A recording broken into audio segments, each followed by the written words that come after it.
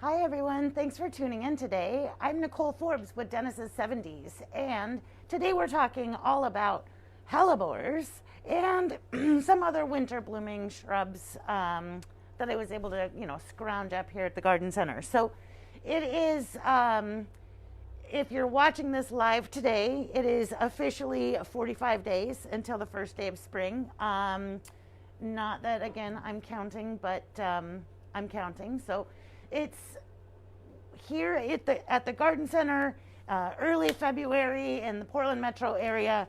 We are probably right at the peak of our hellebore season, which is why this is the right time to do this class and why we waited to this point to talk about hellebores. There are so many varieties. I mean, I think I didn't count, and there's too many for me to actually count live, but there's like literally one of each different variety on my table today. I don't have repeats of hellebores here in front of us, so I'm going to guess like 23 or something like that. And so some of them have been blooming since Thanksgiving or even early December. So certain varieties have been blooming for a month and a half now. And other varieties are still tightly budded, or in some cases not even quite yet showing their flower buds, because they're going to be much later blooming, more like April. So you will see, just like in almost all of our classes or videos that we do, there is a handout component that is attached to this video right below the description. If for some reason you are unable to access the link, please make a comment in the comment section and we'll be sure to directly link the handout information to you. The last, at the very bottom of the handout, one cool thing that I have to admit that I borrowed from one of our growers, from the resources of one of our growers at Skagit Gardens, is this really great bloom chart that shows a wide range of cultivars of hellebores and when they flower, so that the overlap you'll see can go from the early December on Jesco, and I might even still have Jesco blooming. Oh, it's over here. It's either Jesco or Jacob. Yeah, this is Jesco. So Jesco has been blooming since early December. And then the cultivars go on and on and on to some of the later blooming series are the Winter Jewels series, which I actually have some of right here. And then Ivory Prince and some of those late bloomers flower on into late March and then early April. So if you choose your selection with this kind of chart in mind or with bloom span in mind, you can get yourself this type of flower from December through April. So really when there's not a lot of other things in bloom. Now, with that being said, I'm often really surprised at how many people who love plants and love gardening are not even aware of this whole group of really cold hardy, evergreen, deer resistant, like fairly low maintenance perennials. These plants are extraordinary in the fact that they bloom when the weather conditions can be pretty harsh. I think that if you are the type of gardener who tends to go into the garden center or the garden section of a bigger box store, and you only go visit in maybe the spring one time and maybe later in the summer for like 4th of July parties, spruce up or something, you may completely miss this group of plants in the inventory because that's their off season. Since hellebores are blooming December through April, most inventory is going to start to be reduced as the plants are no longer flowering. Now they are evergreen, and depending on the cultivar, this is kind of your classic Hellebore orientalis variety of foliage So some have kind of a big green pinwheel type leaf. It's a nice kind of shiny, leathery, deep green. Other varieties of hellebores actually have a little bit more of a darker colored, more olivey green, matte colored leaf, but a burgundy or colorful stem. So, I mean, their foliage is still evergreen and interesting, but it's just not a wide selection that you would notice in the garden centers in the summer months, or even very much into late spring. So as I said, unless you make a trip to your garden center in this time of year, this whole group of plants that are just absolutely delightful may completely escape you. But lucky you, you're watching this video, so now you know. Now, before I talk fully about hellebores, I also want to mention, because I'll probably go off the rails and get down the hellebore hole, but also to my left and my right, I have some blooming shrubs that are either flowering right now or tightly budded, and their blooms are going to slowly open up as we get that 45 days on now from here till spring. I can smell the wonderful fragrance of this plant here, which is called Sarcocoa or sweet box. And honestly, Sarcocoa has just opened, and the blooms are sweetly fragrant, almost like a honeysuckle. And the flowers are fairly fringy or thread-like, almost not like a flower. You know, you kind of wonder if like all the petals fell off, for example. But this flower is extremely fragrant and just wafts this potent, sweet fragrance all over the garden. Great to have at your front door or near your driveway or garage or entryway this time of year, so that you can take advantage of that aroma. It is another durable, shade-tolerant, evergreen shrub. It turns kind of yellow and burns in too much sun, so part shade to shade. The standard Sarcocoa or sweet box grows 3 to 5 feet tall and wide, and is easily kind of shaped or groomed to keep it in more uniform shape. Naturally, this like glossy, shiny leaf, really just a great plant. And if smell-o-vision were invented, you guys would all be swooning, and everyone would want one. So there's that to be said. Now behind them, this lovely little bloomer that you see, which has a very hellebore-like flower. When you kind of put them all together, this plant in the background has a bloom that looks a lot like a hellebore, but this is a camellia that we have. It's the Sasanqua hybrid camellia. This one's starting to fall apart, so I can pull it off of the plant. Beautiful, soft pink flower, because this is a relative of that red blooming variety that most of us are familiar with, that's called Yuletide. This is Pinkaboo. So, Pinkaboo, it's lightly fragrant.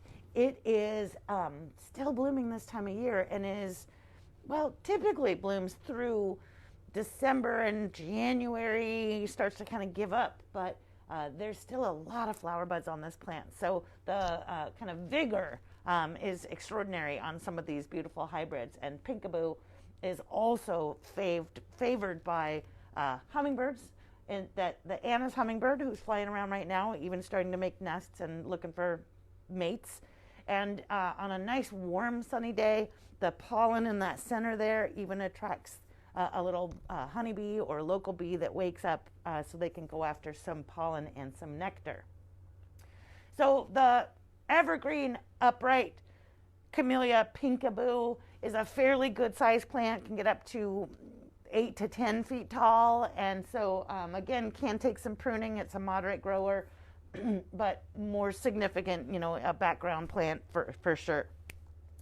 Over on the other side, I have, and I've got the budding kind of bare stems of Coreopsis pauciflora. This is the buttercup winter hazel. Another, we know about witch hazel, and I'll talk about that. But this is another beautiful kind of dappled sun understory plant that has this kind of buttery yellow, little pendulous kind of chains of flowers that come out on bare branches, and then the leaves come out. Really cute, pretty plant. It's swollen up with buds right now, and so as I was looking for things in bloom, I couldn't pass it by, but it probably doesn't come across real good in the camera. On the other side, I have another one that's swollen up with buds. Now, if we think about a lot of the early spring blooming plants in general, now, well-known rhododendrons, azaleas, Andromeda or Pieris, which I didn't grab any of those, but those are kind of well-known. Lilacs, Forsythia, quince. These are some of the earliest blooming plants that we have here in the Pacific Northwest, shrub-wise. Dogwoods. They had to make their flowers basically the year before, kind of at the end of last summer or towards last fall. They made those flower buds, kind of taking advantage of the end of the nice warm season, and then held sort of juvenile or slightly immature buds out on these kind of vulnerable tips of their plants through all the weather of winter until spring arrives and the flowers then fully mature and open into their blossoms. So that's why often, a pruning mistake can be that we'll go out in the fall and maybe prune the tops off of some of our plants, only to realize come spring when they don't flower that we removed a lot of the flower buds that they had on top. So thinking about when your plant blooms should help you to kind of also think about when to prune it as well. This is a really common landscape plant, a shrub known as Viburnum tinus. Spring bouquet is the cultivar in this one. And Viburnum tinus spring bouquet is another evergreen, just like workhorse landscape plant. Just a nice rounded green leaf, can be kind of a medium-sized hedge, or even a couple of accent shrubs, but it starts to form its buds towards the end of the summer or early fall, and then those buds turn kind of pinkish over the winter. So now you see this really pretty burgundy stem and burgundy flower buds that have been this way through the winter months. And as we're getting closer to actual spring, the lengthening of the days, the warming weather, those tight little burgundy flower buds open into a small cluster of kind of white star-shaped flowers. So then that'll become a dome of flowers in spring when they're in full bloom. But that, in comparison to that tight bud cluster of what it looks like through the spring and late fall and spring, there's still a lot of interest and color on that burgundy cluster, and then it opens to a white bunch of flowers. So you get almost, dual interest, the bud and then when it's in bloom. Another camellia that's still in flower, buttermint over here, just super cute. Now, I mentioned witch hazel. Talk about a weird looking flower. Fringe-like for sure is the petal style of witch hazel or hemamelis. And this is a variety called Gelina or Helena. I'm not sure how to pronounce it. But anyways, another fragrant flower, even though it doesn't look like it could even hold a scent or anything, it's quite fragrant. All of these little petals are kind of a rolled up version of our standard flower that we'd be more familiar with. And because it blooms at this time of year, it blooms on bare branches. So those flowers really show off and are easily noticeable. Now, as it leaves out in the spring, witch hazel gets a fairly good-sized leaf that is kind of patterned, kind of ridged and patterned, and turns gorgeous fall colors as well. Witch hazel becomes a fairly good-sized shrub, or even what might be considered a small tree, so you need to have enough room for that in your garden. Also, things in bloom towards the end of my table, Osmanthus Burkwoodii, which is still tightly budded as it's been through the winter, with a little cluster of, again, fragrant white flowers that'll be blooming here in another few weeks. And then our native Oregon grape, which is really important that it flowers towards, again, February or sometimes even as early as late January. Oregon grape bloom is one of those that's timed with some of the earliest pollinators and native honeybees that we have. As they wake up, they've got the Oregon grape as a food and nectar supply. In addition, Oregon grape flowers, even though they're small, they're yellow, they're not tubular, hummingbirds come and visit them and drink them too. So hummingbirds, as I have found, you may find, they go after things like this flat flowered camellia or the Oregon grape, even though that doesn't fit the kind of profile of flowers that most of us have learned hummingbirds like, red or orange tubular. But if you don't have a lot of options this time of year, as they don't, they're going to start to lower those standards and find that feeding off of flat flower is at least feeding on its own. So the joy, it seems, of seeing hummingbirds and even bees this time of year enjoying the flowers as much as we do, just seems to add to the garden for sure. Now, one maybe not great thing about hellebores is that even though they look like they'd be perfect for a bouquet, I mean, you've got this long stem. It barely has any flowers or any leaves on it. Seems like if I just snip this long stem, it would make a great bouquet and I could put them in a vase. Unfortunately, hellebore flowers don't seem to make the best cut flowers without a little bit of thought and preparation. So their stems do not seem to hold their flowers up very well. They're already a nodding flower in the first place. So once you cut them, the stem just doesn't seem to be able to hold itself, and it really collapses, unfortunately, pretty quickly. One way to enjoy hellebores cut is to actually float them in a little dish or a bowl of water, or in this case, this is a terrarium bowl or a fish bowl or whatever. But what we've done is just added a few pretty rocks at the bottom. I'm going to spill the water. Few rocks at the bottom. I've cut 5 little blossoms off of hellebores, different varieties, and just floated them in some water in this nice clean bowl. Now these flowers are going to last a couple of days in this bowl, so that's a nice thing to just put, on the counter in the kitchen, or on your dining coffee table or something like that, just as something pretty to look at, instead of having them, all stems and all in a vase, as a traditional flower arrangement would be. I did spill some water. However, that all being said, there is a time when you can pick a hellebore flower that it seems to hold up better and longer in a vase, and that is at the far end of the blossom's life cycle. And that seems crazy in the first place, but let me rewind a minute, because the whole thing is kind of crazy. Hellebore's flowers last for weeks. Each individual flower can last for several weeks. And it doesn't seem like that's possible, because when we think of flowers, most of us are thinking about like a rose in the summertime, which goes, from bud to fully open and then starts to fall apart in maybe a week's time. But the heat of summer and the speed of growth and maturation at that time of year are much, much faster than the way that things are happening for the flowers and for the plant's growth in the winter months.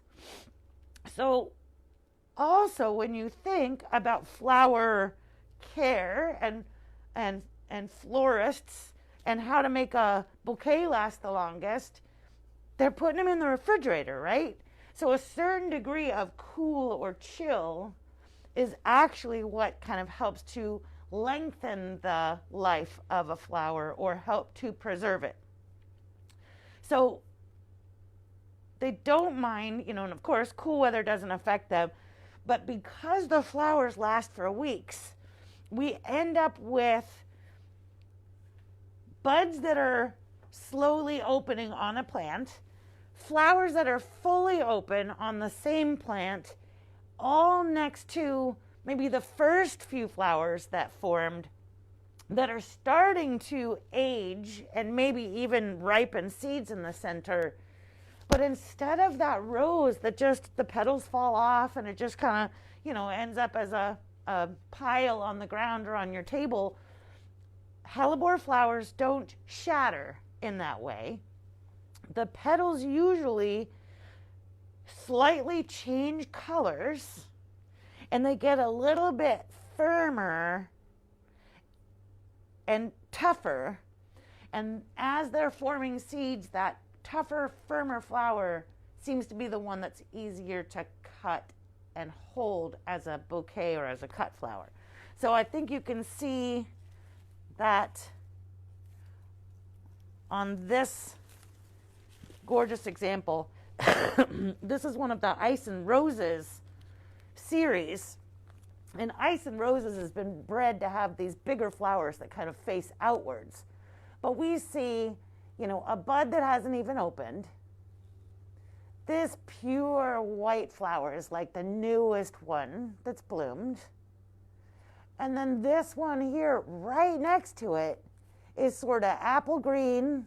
We see that it's got this sort of now pointy center where the seed pod that's in the middle is starting to ripen.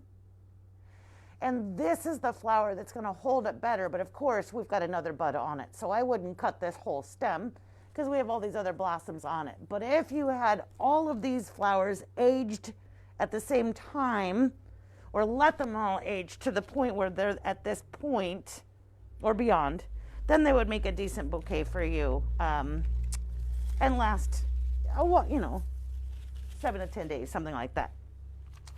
So where do hellebores like to grow? Now, they're pretty tolerant of a range of soil conditions. As I mentioned in the handout, they can become fairly drought tolerant once they're established. They prefer to grow as an understory to deciduous or kind of light evergreen trees. The deepest of deep shade, deep dark forest, and they're not going to bloom terrifically for you. They may have smaller flowers and fewer flowers. Dappled or woodland conditions is ideal for them. So a little filtered sunlight coming through the trees where they're not too hot, Goldilocks, right? Not too hot, not too dark. And one thing that they are not capable of tolerating is standing water, boggy, soggy soil, which again is why they do well in association with trees. Tree roots often will help to aerate the soil, create better drainage, and many trees will, drink up quite a bit of moisture in the soil. So they're great companion plants. And for that reason, again, we find them in groupings and allow them to kind of spread on their own in those areas where they grow well. The seeds that I mentioned that ripen in the center of those more mature flowers, as those seeds get bigger and fatter, they actually can fall on the ground and self-sow and grow new plants. So if you have, you start with a hellebore like this season and you plant it. Well, if you have ever heard one of my favorite little nursery sayings about planting perennials, they get bigger and bigger as the years go on. So you plant it the first year, we say first year they sleep. The second year they creep. And by the third year they leap, which means that we see the tag telling us a width of 24 inches, that this plant can get 2 feet across. And it can do that in that third year when it really takes up all the space that it needs as the plant becomes really more established. So they're not very tall, about as tall as they are wide. I think probably 24 inches tall is about the max on them. And that same nice kind of clump, and then a tad bit of likelihood that they will spread. Now you can easily kind of dig and move around some of the seedlings while they're young, but as the plants get bigger and bigger, they can be divided. They just don't like it. I have to do a lot of things I don't like. They don't always kill me, but on a hellebore, when they get divided, they often will take maybe the next year off of flowering or be kind of a crummy bloomer the next year or so, just in revenge for the surgery that it had. But then they'll get back into the swing of things as they become reestablished. I have also pushed some varieties of hellebores to the limits of their sun tolerance. Now, with such a wide range of leaf types and cultivars, there are definitely some varieties and cultivars of hellebores that are more heat and more sun tolerant than others. But hot, reflective, late afternoon sun, or that all day just, blazing sun is going to burn the foliage and stress a hellebore for sure.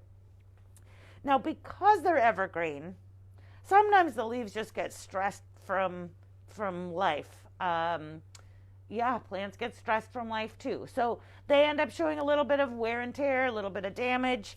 And often one of the things that people do at this time of year is we go out and we trim off some or maybe even all of the old foliage on hellebores.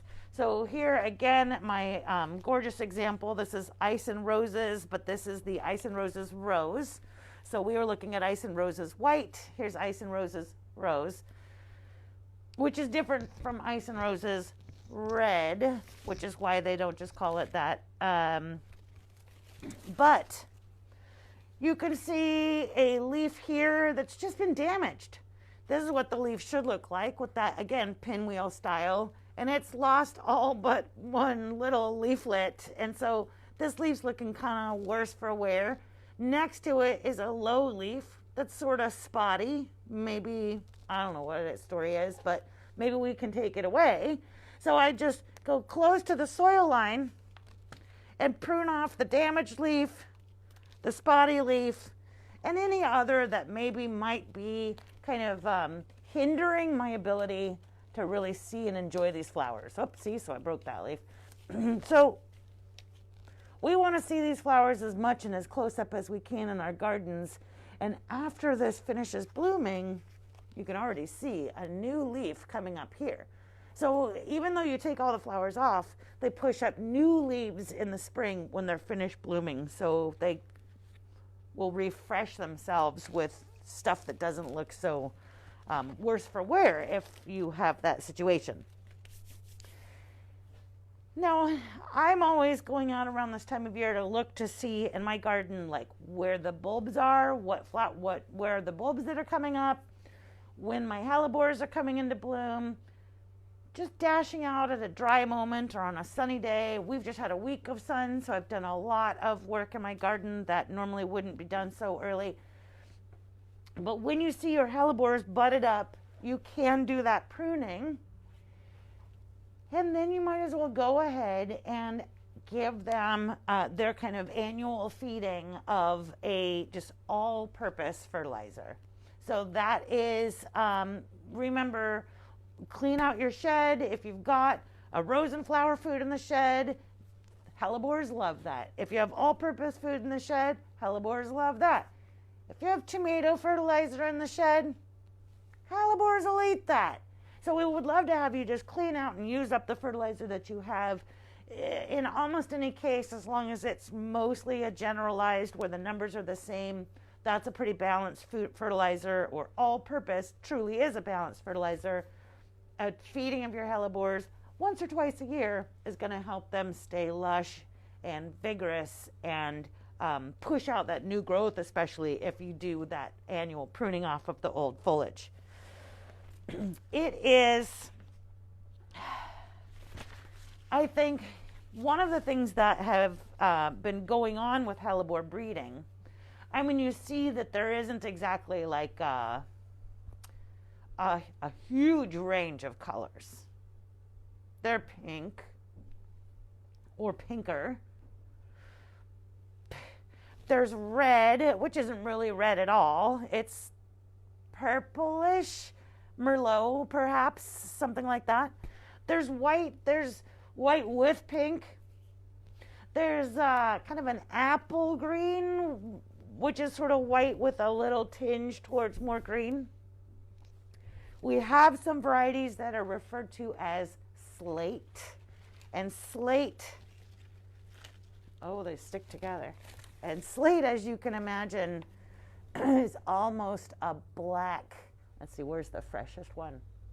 So slate is almost a black, chocolatey purple in color, and just kind of unusual as far as a garden flower goes. But slate is very dramatic, especially partnered with some of the brighter, lighter colors. And stay close, because there are, similar to slate, this is one called peppermint ice. And this is a double flower form. So you've got that extra ruffle of petals and a gorgeous rose. It really does look like a rose. So when it's called Hellebore, Christmas rose or winter rose, Lenten rose, you can see that rose flower in the resemblance that they have. So colors, we've done our best. There's some yellows. There are some extraordinary special and unique colors on Hellebores, but in most cases they are pastels, pinks, whites, kind of shades of green.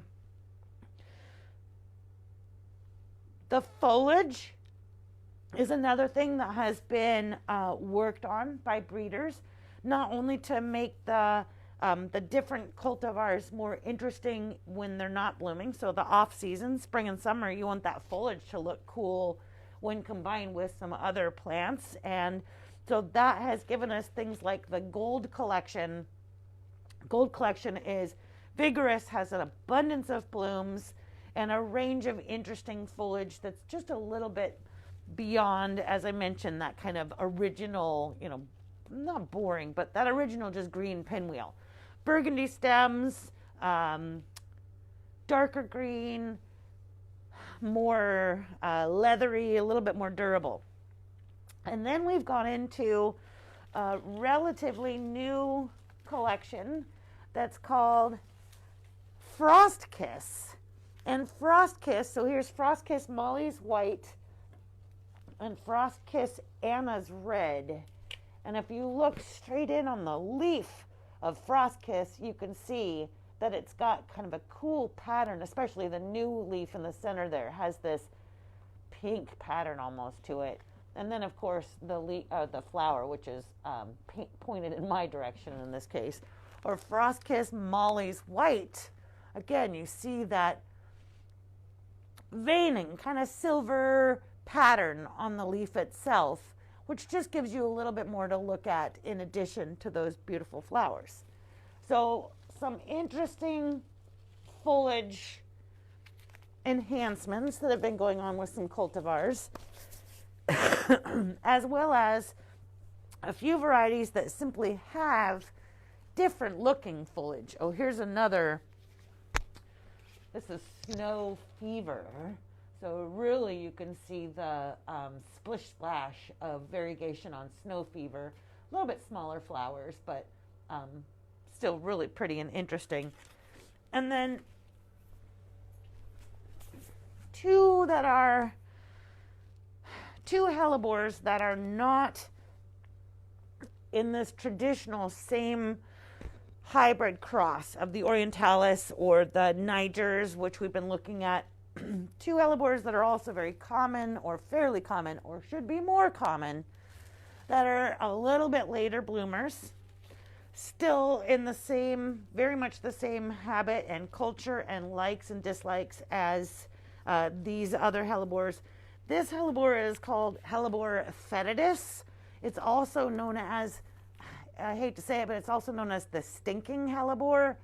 It can, like if you really just mash your face in there and smelled it, it can smell a little bit skunky. Some people are probably more sensitive than I am, but this will have actually more of a, it's got a cool leaf, I think. Evergreen again. It's going to come up with a longer flower stalk and then kind of tubular flowers that come off of that flower stalk. That apple green, but each flower looks like it's been kind of tinged with a little cherry pink or burgundy. Beautiful blossoms and a really unique plant. Easy to grow. Blooms more like that late March, early April. And then one that's going to be blooming here fairly soon, but again, another variety of hellebore, a little bit sturdier for hot or dry or sunny conditions. This is the Corsican hellebore. This is Hellebores argutifolius. Yes, it has that same kind of white apple green leaf, more of an upright habit, just as you can see, kind of a pretty peachy stem. And the leaf is definitely more of a kind of a larger leaflet and more of a paler green, almost even sort of a powder blue color compared to some of those brighter green of the other varieties. Now, in addition, again, so foliage, patterns and styles, something the breeders have been working on. Flower color, they do their best. Flower styles, so the doubles, as I showed with some of those winter jewel varieties, that extra layer of petals. And then flower size and abundance.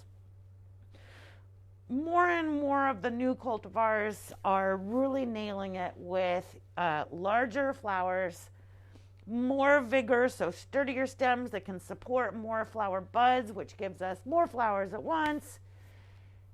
And rather than this traditional nodding flower that so many Hellebore styles have, where the bloom completely looks almost to the ground, the more recent developments have been bringing us this flower that faces straight out instead of doing so much, downward nodding or looking as many of the other varieties. Now, some of the downward nodding ones, that's just the way they are. They either force you, the gardener, the passerby, to engage with the turn of the flower. Oh my, it's like a surprise when you have to actually get the flower to face you and see it. So that's really cool. Maybe that's their point.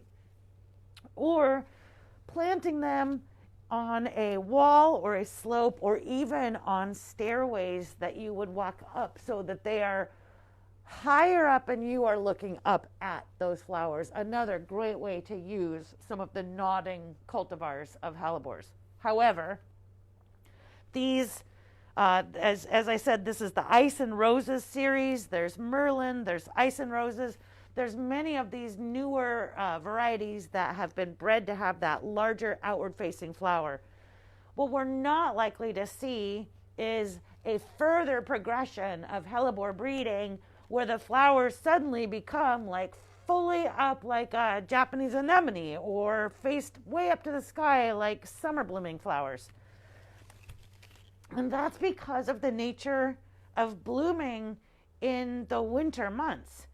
So as we've taken note of today, there's a range of flower styles, but a lot of them are pretty minimalistic. Fully blooming plants right now, in the middle of January, February, Sarcococa, our witch hazel, they're pretty creative in their flower styles. I mean, that little fringy bit of petal, you wouldn't really be able to get away with that in a summer flower. People would be like, is that all? Where's your petals?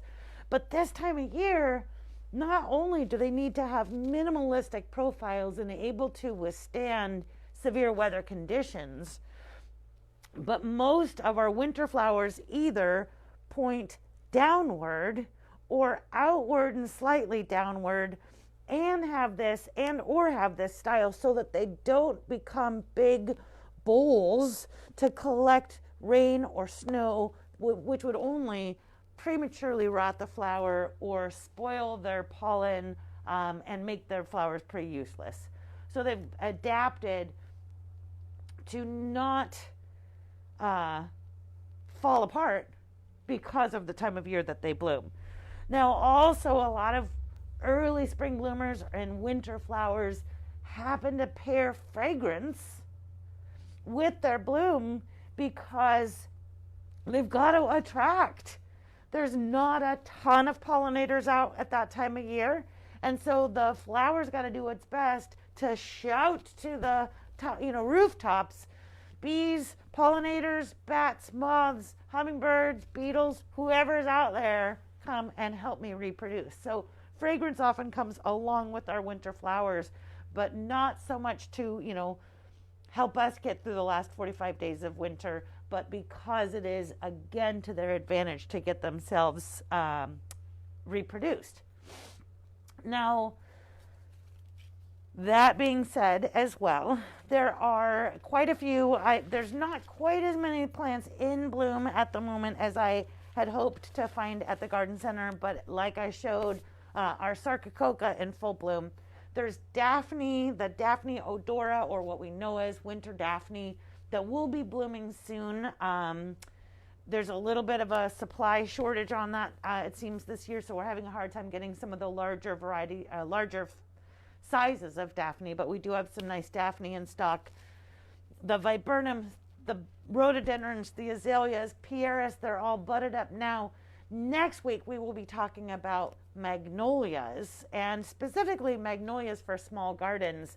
But magnolias are another one that they look like giant pussy willow plants that are holding these large pods of fuzzy, slightly mature flowers that have been there through winter, and they will be blooming here on bare branches in a matter of another 4 to 6 weeks.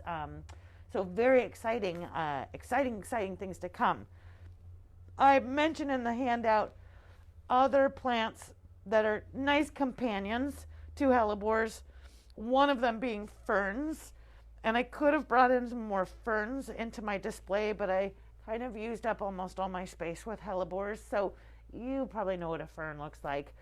Another one that does well in similar environments, that woodland growing condition, and looks really nice with hellebores, coral bells or heuchera, which again have just a nice foliage complement through the seasons, and then hosta, which most of us realize at this time of year, hosta are sleeping underground, so they're totally dormant, but they have that nice large patterned leaf that does great in the shade, and even a summer kind of lily type bloom that can give us another season of color and flowers to complement the winter flowers of the hellebores.